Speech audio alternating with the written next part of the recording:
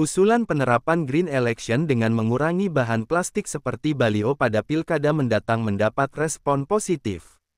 Namun sebelum itu diterapkan kepada peserta, pihak penyelenggara KPU dan Bawaslu ditantang lebih dulu harus memberi contoh. Sebab faktanya, penyelenggara dalam upaya sosialisasi masih menggunakan bahan plastik seperti baliho dan spanduk. Beberapa bahan untuk pemilu juga masih banyak berbahan plastik. Koordinator Daerah Akademi Pemilu dan Demokrasi Jembrana, I. Nengah Suwardana, Rabu, tanggal 10 Juli tahun 2024 mengatakan pemasangan alat peraga kampanye dengan sarana baliho, spanduk, umbul-umbul dan lainnya berdasarkan peraturan KPU. Dasar mengeluarkan itu melalui rapat dengar pendapat dan persetujuan dari berbagai elemen, sehingga menurutnya tidak serta-merta bisa langsung menghilangkan begitu saja. Menurut mantan Ketua Panwaslu Kabupaten Jembrana ini, tidak semua masyarakat terutama di pedesaan yang bisa tersosialisasikan melalui elektronik. Pilkada ini kan pesta demokrasi.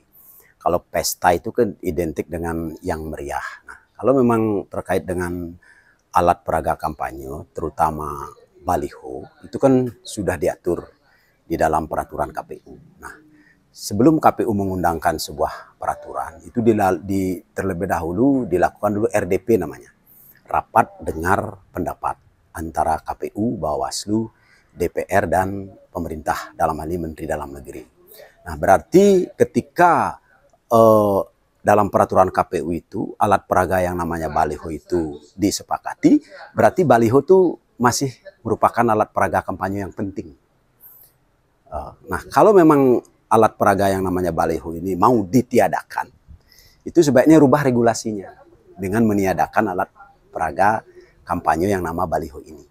Dan juga itu harus didahului atau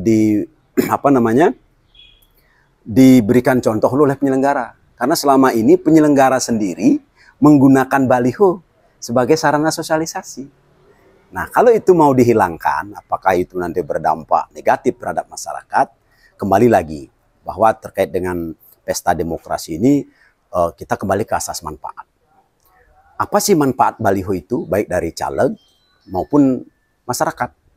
Nah, kalau seberapa persen efektifnya itu baliho untuk meraup suara, saya kira itu harus dilakukan riset. Ya, dilakukan riset oleh KPU sendiri, atau penyelenggara yang lain, ataupun oleh caleg itu sendiri. Apakah efektif atau tidak. Sementara dari sisi estetika, Satpol PP daerah menyambut positif bila APK berbahan plastik dikurangi atau dihilangkan.